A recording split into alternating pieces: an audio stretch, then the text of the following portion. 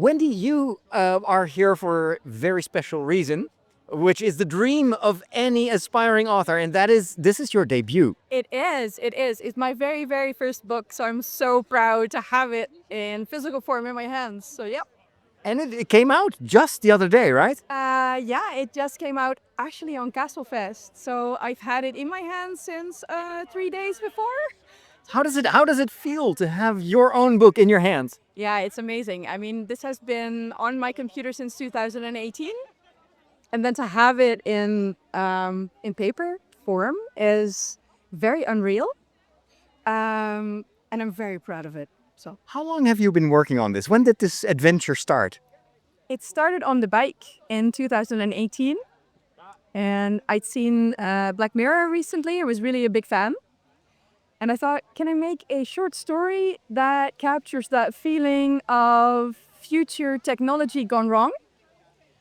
I thought of this story, and then when I started to work on it, it decided to be much bigger than a short story. So that's why it became a book.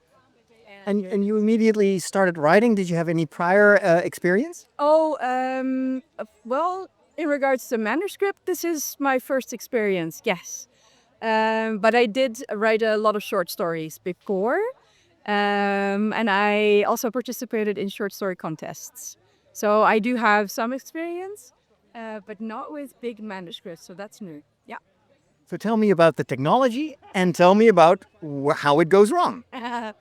Well, imagine you are someone who is doing a promotion at a university in the near future, in the realm of neurosciences, and then you decide to also involve your hobby, which is music, into it. It's something that your professor doesn't know. And so you apply what you have invented on music, and then your brother, who's a DJ, steals your little piece of music and makes a summer hit with it without that you know. And then it goes viral, and then you have a problem With your brother or with the technology? with your voice. Because what she does is she's studying how to manipulate people with media, and it can be visual, but it can also be audio. And because her voice is now exposed to a whole lot of people who listen to the music, she can manipulate people, or some people. And then she finds out that her invention has been sold to a company that is not very nice and has very bad ideas with it. And then she has to run for her life and try to save her brother and her boyfriend. And then what do you do, huh? If you have a superpower, do you stay on the wrong side of the law, on the right side of the law? That's a dilemma. So it's also an ethical dilemma. It sounds complicated, lots of layers. Yes. And so I'm always wondering that I think that involves a lot of plotting. Yes, it does. So it's gone through many iterations. But what I think is really important also is that it's just not a flat story, but your characters have depth.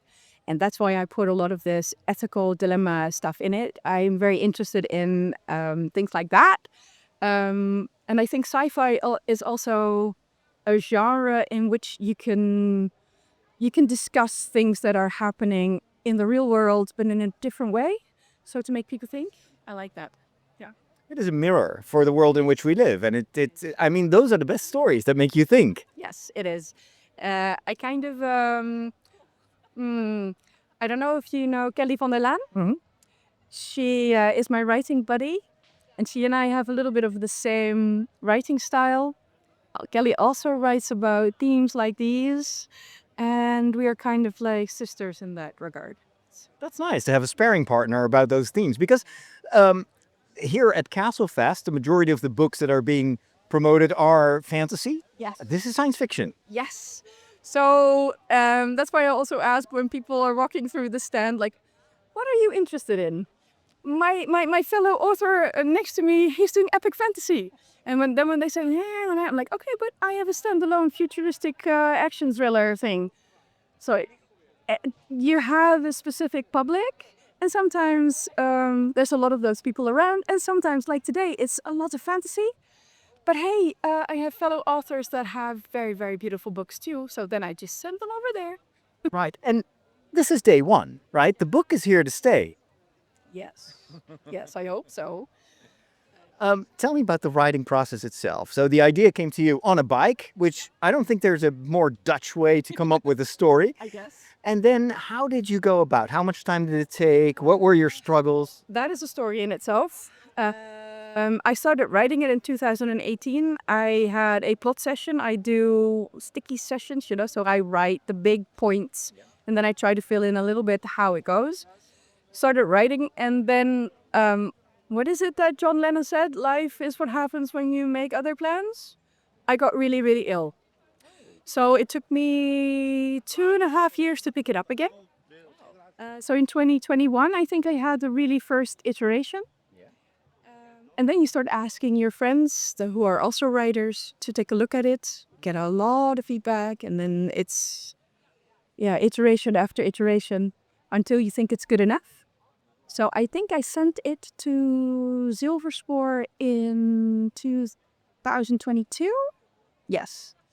And then it stayed there for a while until in 2024. I finished it up again with another iteration on top of it, and then we started the redaction process. So with the Anaïd? the publisher. Sorry, yeah, was the publisher in itself. Yeah, and Anaïd Haan took it up. And I think the redaction has been like 1.5 months or something, and it got so much better.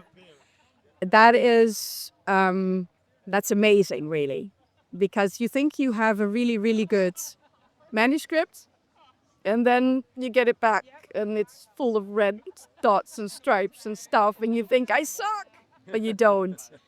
But yeah, you don't have someone who looks at it for nothing, so it's really good. And it's part of the learning process as an author. This is your first book, so you go through all these stages, but it will make you a better writer. Your next book will be even better. I agree. I learned so much that I think that my next book will be so much cleaner when I hand it in to the publisher. I learned basically, because I came from short stories, that you don't have to tell the reader everything at the beginning of the story, but you have so much more space to sprinkle all that out in. I think that is the biggest lesson that I learned. Yeah. Yeah, but because that is also a challenge to write a long story and to keep people's attention, to keep the attention. And what are your tricks for that, for the arcs? I mean, the beginning is usually you have that story, the beginning. You probably already know the ending. How do you keep the middle interesting? Yeah, that's a good question. I don't think I really have a method for that. Maybe it kind of comes naturally. I don't know. What I did really try was to just work to a climax and then have a little bit of just to do a nouement and then a bigger climax and then go down, I really don't have a method, really. No. I guess we'll just have to read it and then analyze it for ourselves.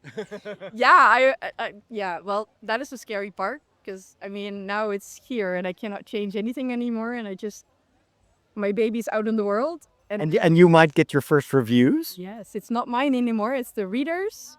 So I'm very, very curious what people are going to think and going to say and going to score it at. And I really hope that people are actually genuine and not give me 5 stars because they know me or something like that. I really, really want good reviews and good feedback. Yeah. You spoke at the beginning of our interview about your kind of source of inspiration, and you mentioned Black Mirror. Yes. What are other, maybe also authors that inspire you, or movies or franchises? Stephen King. Stephen King is my goat. Not so much because of his stories, and specifically something that's not the endings, because he's not really good at endings, but because of his characterization. The way that he can write a character in like 2-3 pages, and they have distinct voices. You know who they are. You love them or you hate them. That is something I aspire to. Yeah. He's my goat. If you could meet him and have dinner with him, what would you ask him? Oh God. Wow. Good question. if only I could meet him for them in the first place, because he doesn't really venture outside of the United States very much at the moment. I think I would ask him how he managed to keep on writing for 50 years and still keep up that energy, and because it's a job, you know, it's a hard job. How do you do that? How do you keep yourself motivated, and where do the ideas keep coming from? I think that would be Maybe he's on his bike a lot. in the States. No, probably not. But speaking of which, where do you find energy? Because you say it is tough work. I mean, it's fun to write, but it's also just a lot of hard labor. There must have been times that you really don't know how to. Yeah, you get stuck. How do you pick yourself up again? Well, I have a lot of friends who also write. So we have a writing group together and we bounce ideas off of each other constantly. And that is such a source of joy. So that's where I get energy, but I also get energy in nature. I just go for a walk or bike ride, or whatever comes to mind. I really feel at home when in nature. I think, is it a source of inspiration? Not per se, because it doesn't really come back in my books, but it is the moment where I just go down in myself and the ideas start bubbling. Yeah. So, yeah. Now it's a whole new phase for you because you're an author, you're a published author, and now you have to start kind of promoting the book. And of course, your publisher helps you with that. But have you any specific ideas on how you are going to do that yourself? But I'm already doing that because I have a BookTok. So I'm very active on TikTok, also on Facebook. But speaking of BookTok, we got that. I follow a lot of BookTokers. What is your approach? Do you mainly talk about your writing process? Do you plug your book? Do you talk about other people's books? No, yeah, I talk about other people's books.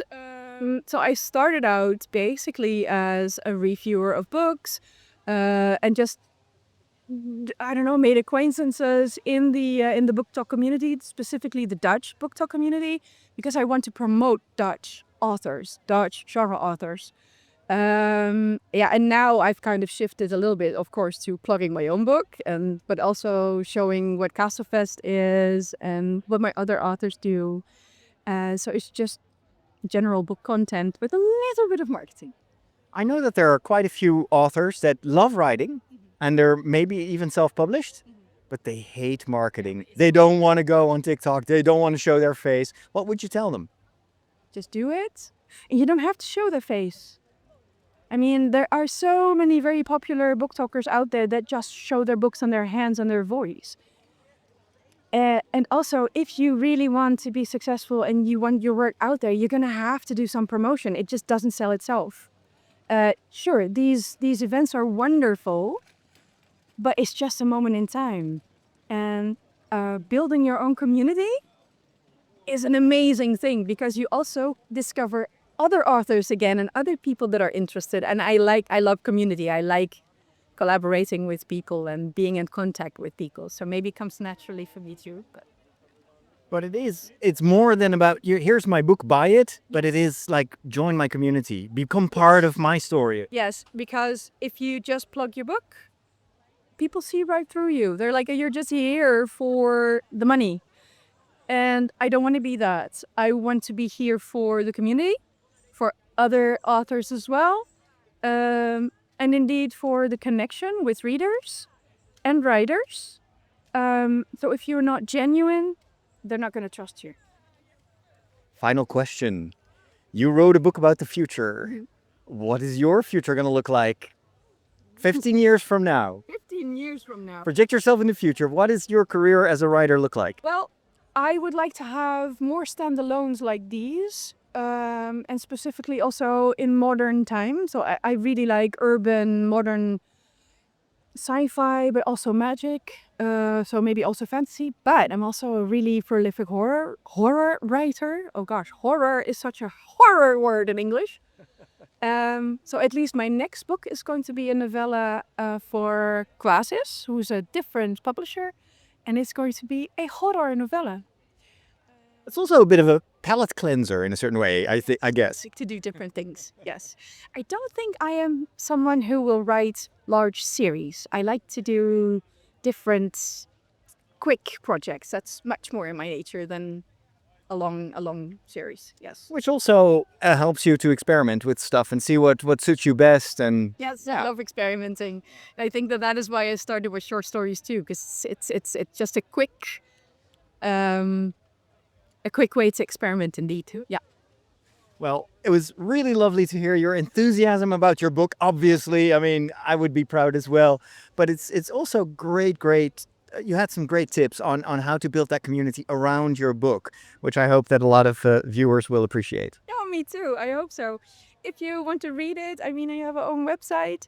Um, you can also buy the book through the publisher, of course. But there's so many other nice things out there. So if this is not your cup of tea, there's a lot of other things on the website as well. Of course. But at least buy it, read the first 100 pages before you move on to the next author. Yes. I'm also going to put the prologue to this on my own website so that you have a little bit of a taste of what my writing is about. Very smart. We'll include all those links in the notes alongside this video. Thank you so much. Thank you too.